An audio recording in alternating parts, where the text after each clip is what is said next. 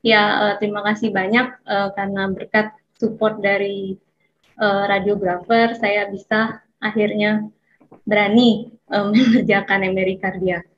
Ya, jadi MRI kardiak itu sekarang itu menjadi modalitas yang utama ya. Kenapa? Karena dia memberikan kombinasi yang unik di mana dia memberikan resolusi spasial yang tinggi, lalu pencitraan yang kualitas pencitraannya juga tinggi dan konsisten.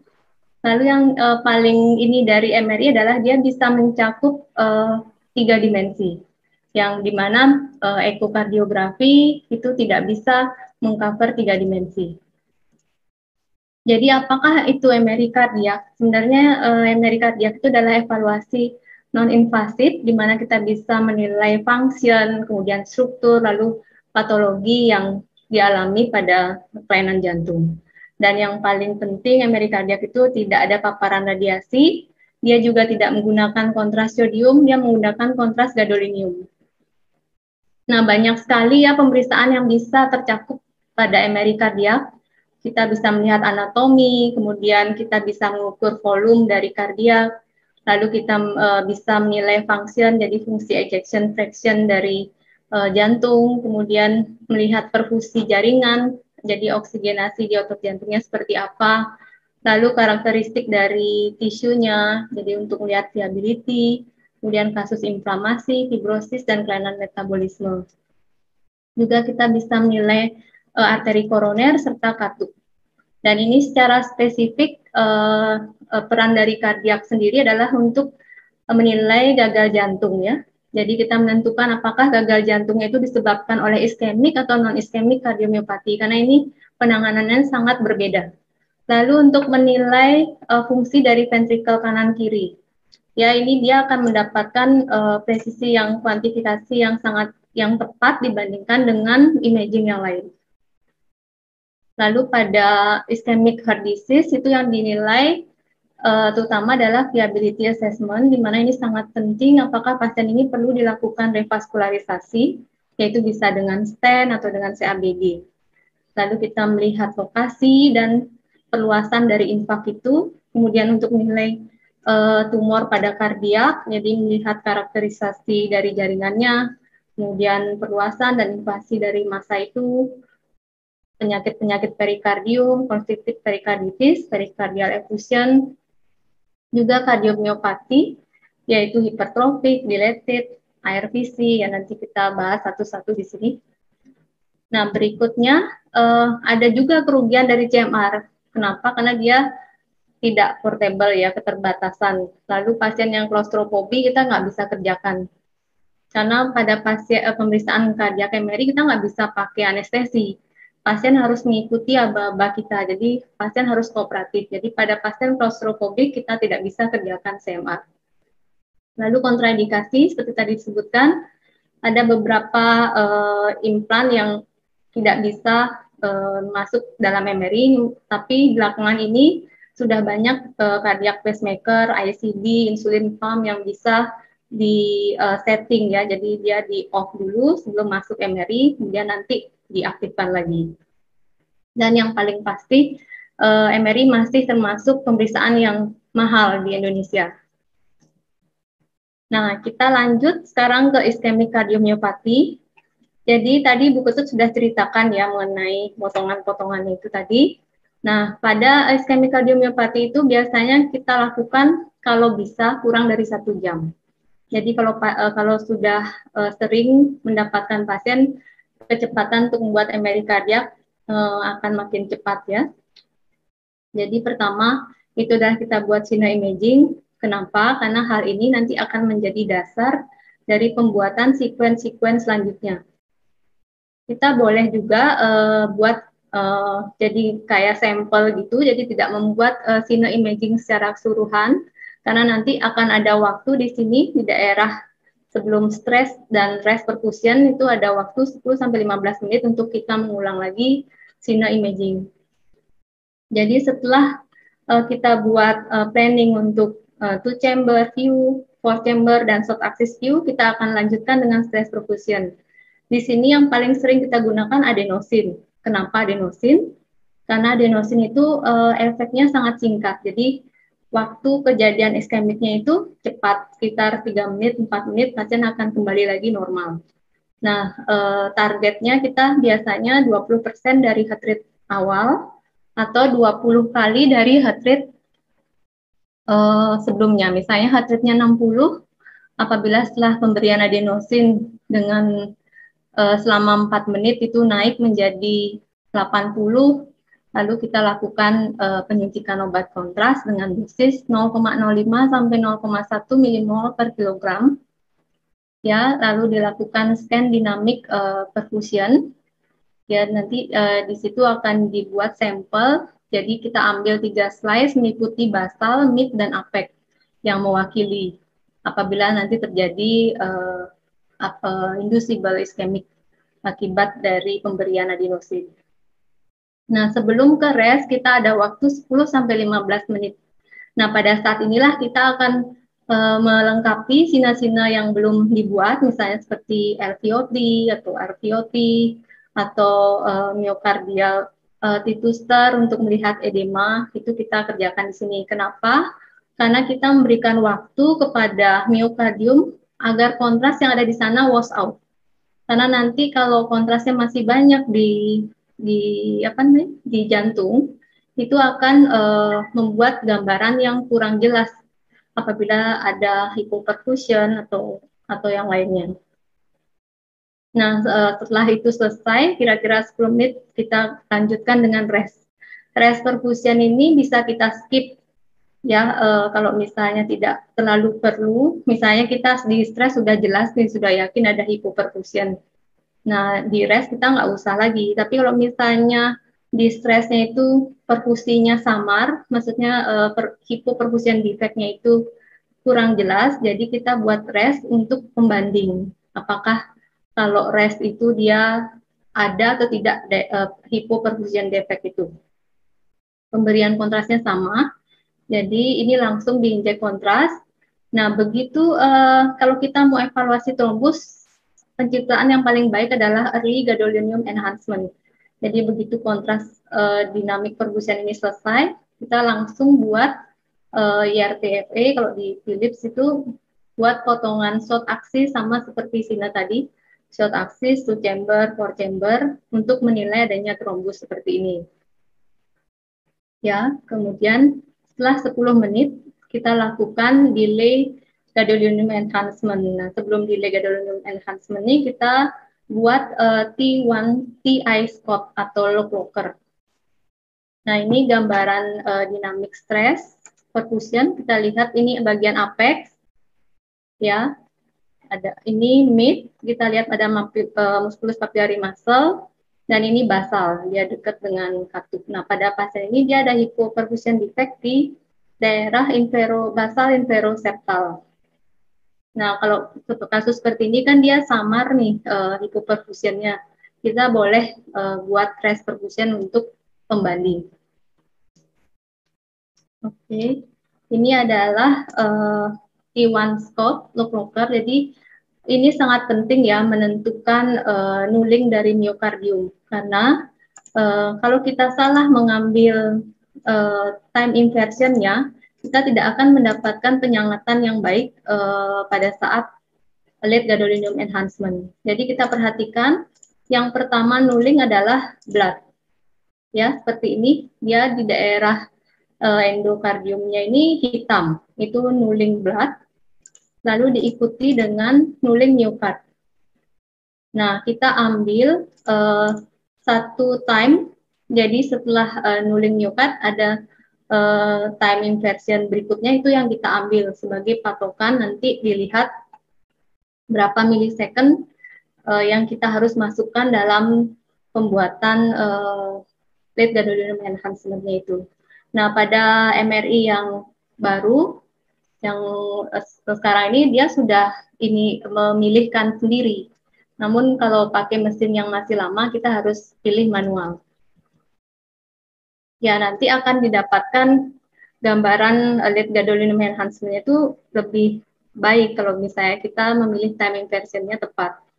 Nah, ini adalah contoh viability study. Jadi kita untuk menilai otot-otot jantung yang masih baik, yang kemungkinan masih bisa dilakukan revaskularisasi.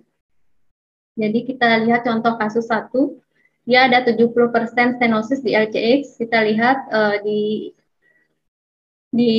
mid inferolateralnya itu ada penyangatan ya, dia subendocardium enhancement, lalu dilakukan stres, dia tidak ada hypoperfusion defect. Jadi kita lihat stres dan restnya itu sama, tidak ada bagian yang hipoperfusi. Jadi sebenarnya pada kasus seperti ini, dia skarnya ini sudah lama, jadi dia tidak menimbulkan gangguan perfusi di jantung. Jadi pada kasus seperti ini, boleh sebenarnya tidak perlu dilakukan pemasangan stent, jadi cukup dengan terapi medikamentosa. Nah, pada pasien kedua, kita lihat ini tidak ada scar, jadi kita lihat gadolinium enhancement-nya hitam semua, daerah miokardnya. Namun pada stres kita lihat adanya hypoperfusion defect ya, daerah yang hitam ini di anterior dan anteroseptal itu hitam. Nah, pada restnya dia normal. Jadi dia pada saat diberikan adenosin, dia mengalami gangguan perfusi di daerah otot jantung yang terlibat. Nah, ini pada kateterisasi kita lihat ada 95% stenosis pada proximal LAD. Kita lihat adanya stenosis di sini. Nah, pada kasus-kasus seperti ini sangat perlu dilakukan pemasangan stent segera karena dia otot jantungnya belum injury, jadi belum ada scar, harus segera dilakukan pemasangan stent agar dia pulih kembali. Ya, ini contoh-contoh penyangatan. Jadi semakin luas penyangatan dari miokardium skarnya, itu prognosisnya akan makin jelek.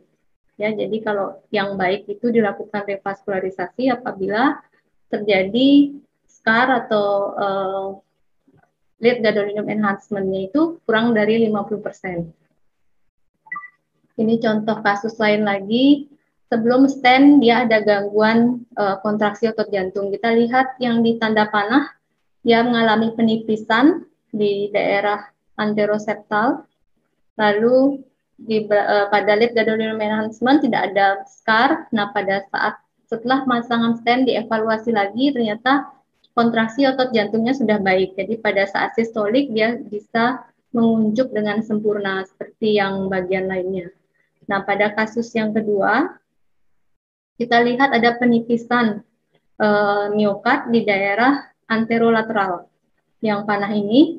Kemudian pada lead gadolinium enhancement sudah terjadi penyangatan yang hampir transmural ya, jadi sudah hampir seluruh miokardnya kena, jadi lebih dari 75%. Dan kita lihat juga ada microvascular obstruction, dan ini menunjukkan prognosis yang tidak baik pada otot jantung. Jadi otot jantungnya sudah jelek, sudah tidak viabel, jadi tidak perlu dilakukan revaskularisasi sebenarnya. Namun pada kasus ini tetap dilakukan dan kenyataannya tidak ada perubahan pada kontraksi otot jantungnya. Jadi dengan cardiac MRI ini kita bisa mengurangi tindakan-tindakan yang invasif yang tidak diperlukan.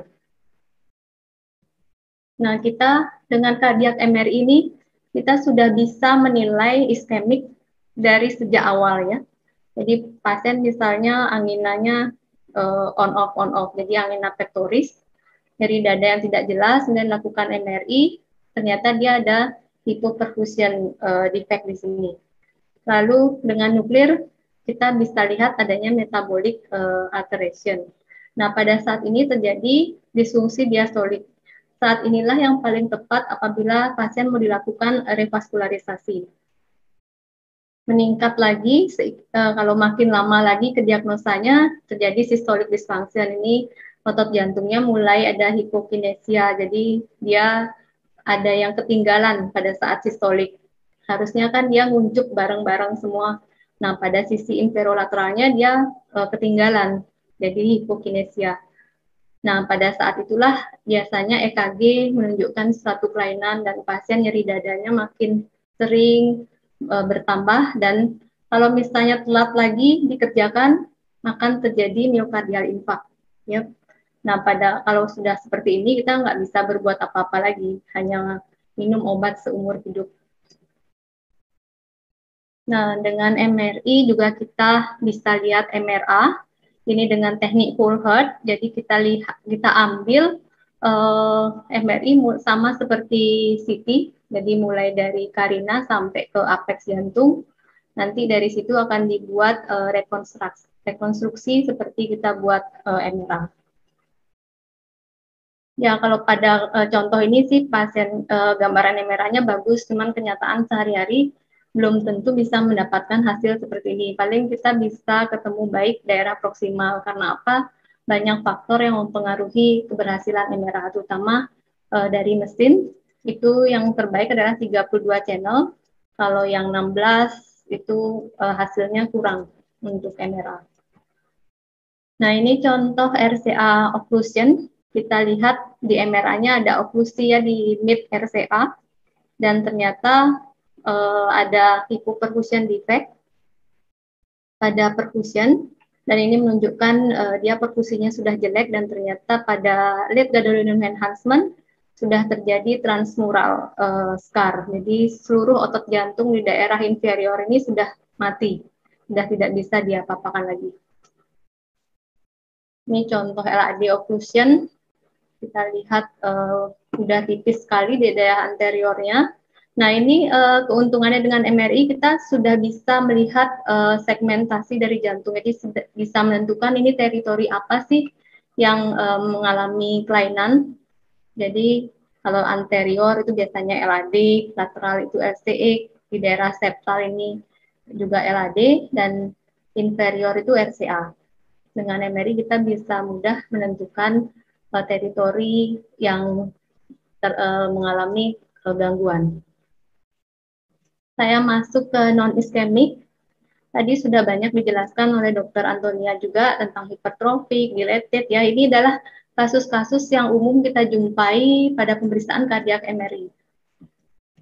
Ya, iskemik itu apabila penyebabnya adalah obstruksi dari arteri koroner, yaitu adanya old myocard infarct. Sedangkan non-iskemik penyebabnya di luar dari arteri koroner.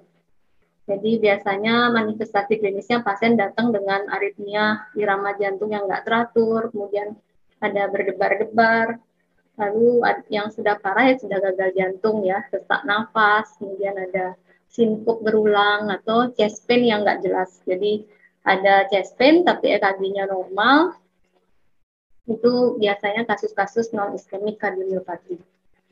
Nah, kita dengan MRI ini kelebihannya bisa membedakan iskemik dan non-iskemik kardiomyopati dari tipe penyangatan pada late gadolinium enhancement.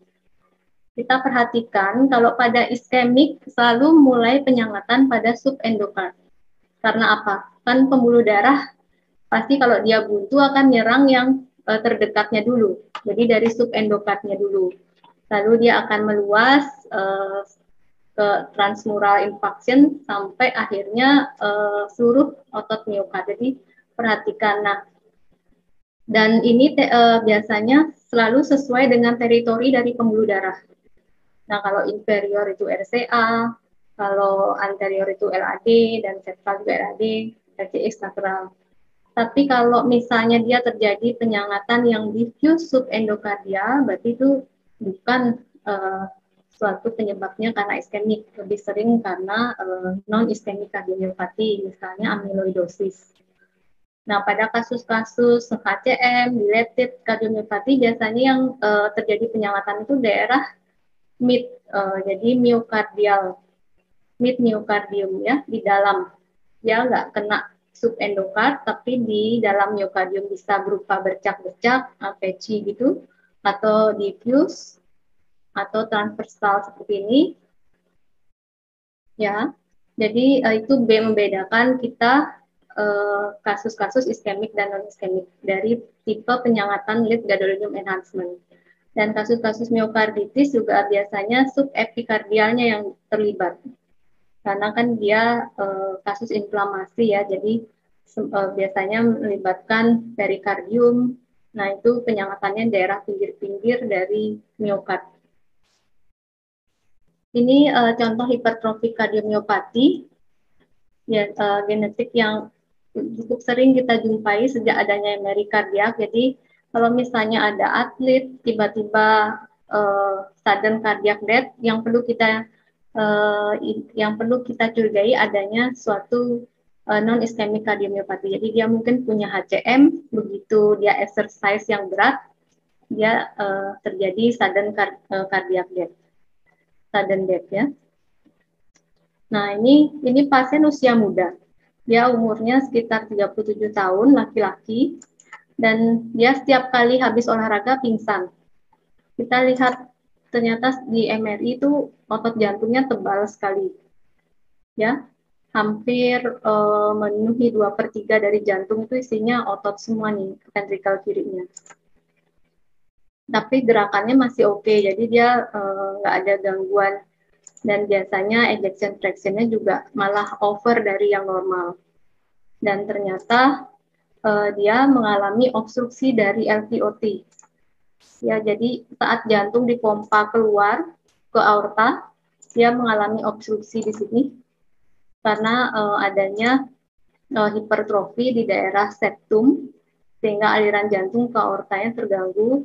Maka dari itu dia setiap kali aktivitas yang berat, dia mengalami sinkup akibat ini.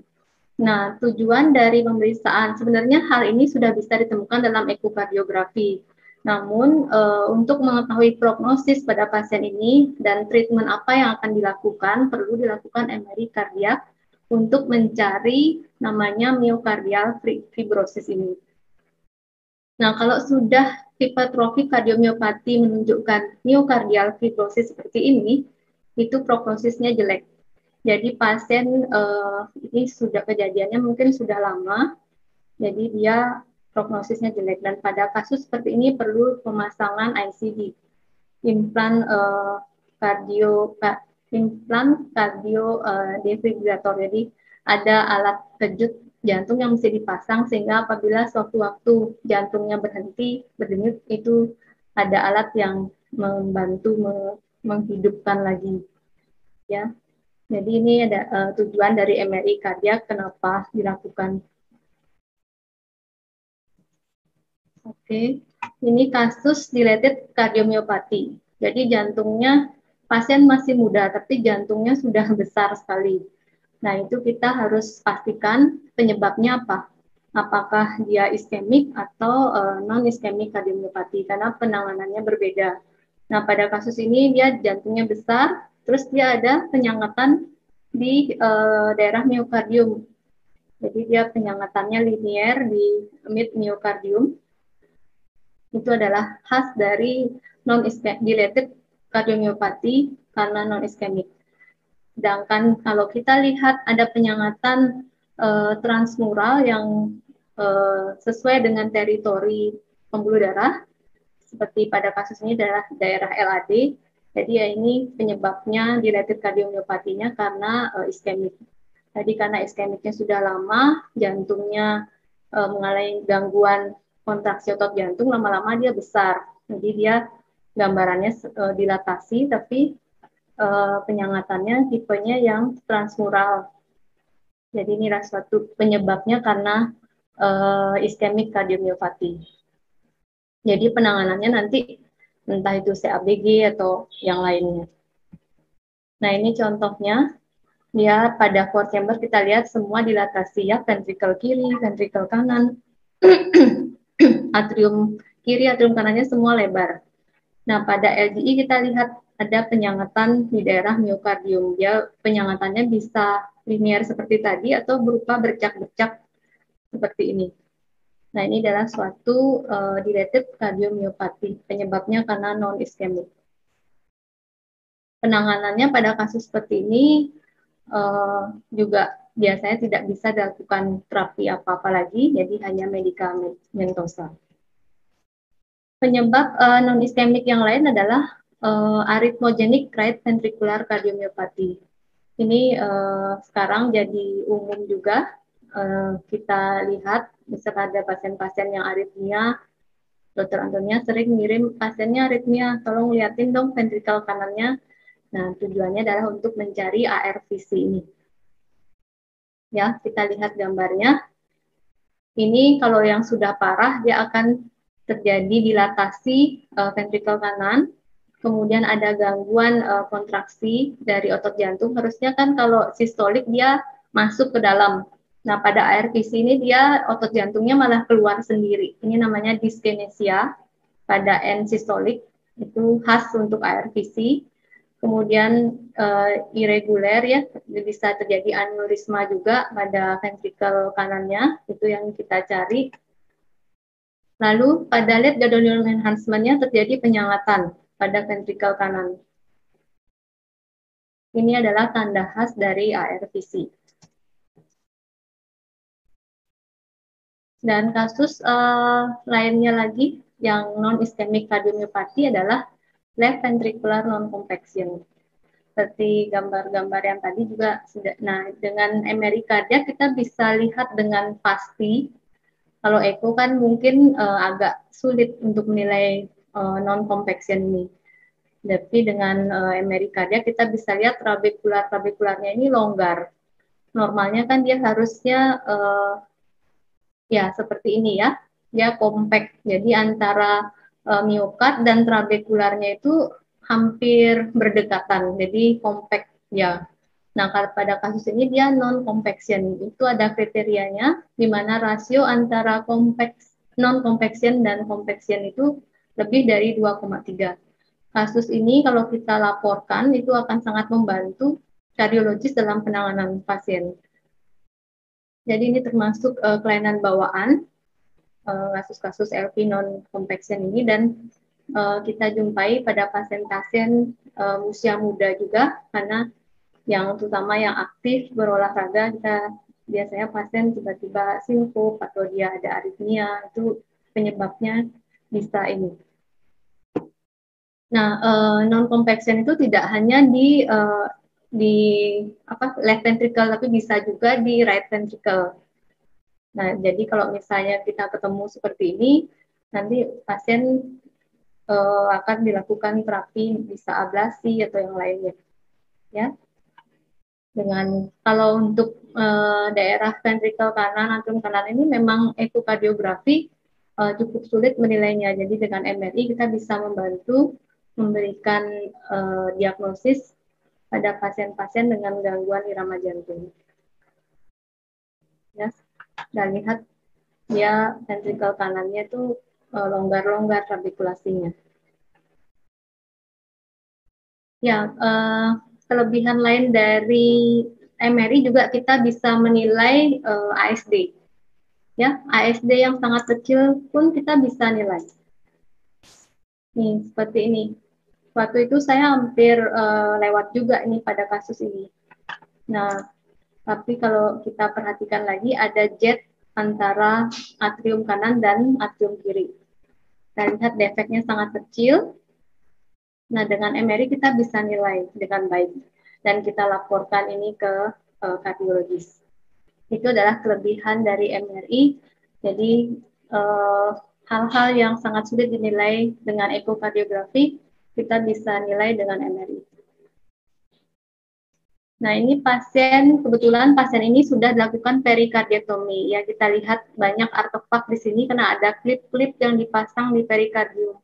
Kita bisa kerjakan MRI kardiak, tapi kendalanya yaitu, apalagi pasien pasang wire seperti ini, ya, kita lihat banyak sekali artefak-artefak pada jantung, pada, ya, kita lihat efusinya juga banyak, ada efusi perikardium. Nah, ini kenapa pasien ini dikirim? Karena dokter jantung pengen tahu setelah di perikardiektomi itu gambarannya gimana. Ternyata masih terjadi inflamasi. Kita lihat masih terlihat penyangatan diffuse ya pada daerah otot, pada daerah jantungnya, perikardiumnya. Kita lihat ada penyangatan di sini. Normalnya dia tidak akan seputih ini pada late gadolinium enhancement.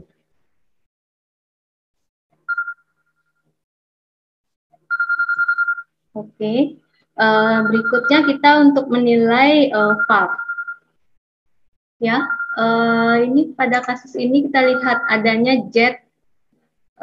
Normalnya dia dari ventrikel kiri akan mengarah ke aorta. Namun pada kasus ini akan terjadi istilahnya jet. yang daerah hitam ini kalau kita lihat di sini, ya, ini adalah kasus dengan aortic regurgitasi yang severe, ya.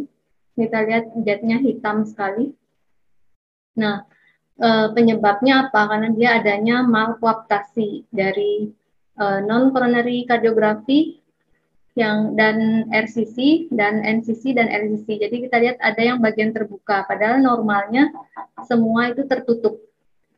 Ya, ini adalah normal, ini yang malcoaptation, dan inilah yang menyebabkan terjadinya aortic regurgitation. Oke, berikutnya kasus subakut miokarditis. Kita lihat pada T2 stir, dia ada daerah yang edema, pada daerah basal kita lihat adanya edema dengan membandingkan dengan otot yang ada di sekitarnya.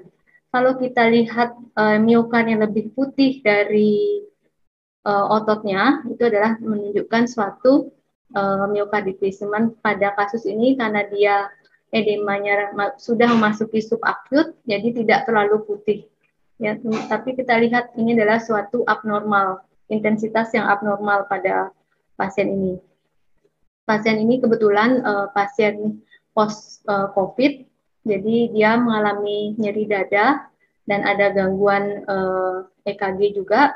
Ternyata setelah dilakukan MRI kardiak, dia mengalami miokarditis. Kita lihat adanya penyangatan di daerah miokardium, serta ada juga penyangatan ringan di daerah perikardiumnya. Ini adalah pasien dengan perikardiomiyokarditis. Jadi perikardium dan miokardnya juga mengalami inflamasi, ya. Kita lihat ini ada penyangatan.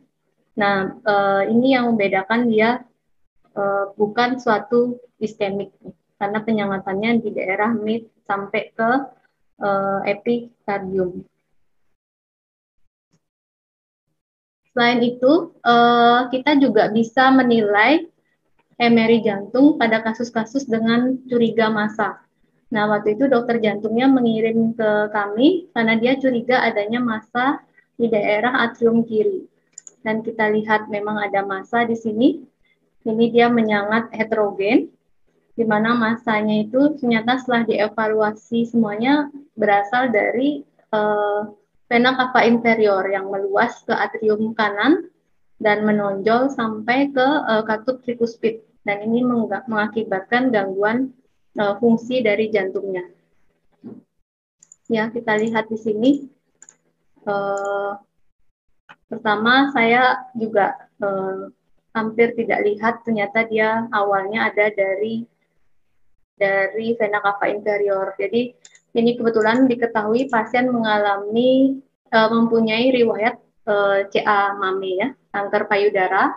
Jadi khas sekali kasus-kasus metastasis dari kanker itu biasanya selalu melewati sistem vena. Jadi ini adalah suatu massa trombus yang meluas dari vena cava inferior, lalu masuk ke atrium kanan dan menonjol sampai ke dekat katup trikuspid. Dan ini yang harus kita laporkan ke kardiologis. Jadi ternyata karena penekanan ke katup trikuspidnya inilah yang membuat dia terganggu fungsi jantungnya. Ya, sebagai kesimpulan, saya bisa berikan bahwa di sini CMR adalah golden standard tools untuk mengevaluasi ukuran dari jantung dan fungsinya, di mana cardiac MRI ini adalah tidak hanya membedakan iskemik kardiomiopati dari non-iskemik kardiomiopati, namun juga dapat memberikan diagnosis yang akurat untuk subtype dari kardiomiopati. Dan dengan teknik yang tepat, kita akan bisa memprediksi prognosis dari pasien-pasien ini ke depan, serta menentukan treatment apa yang terbaik untuk pasien ini. Ya, demikian yang bisa saya sampaikan. Terima kasih atas perhatiannya. Selamat siang.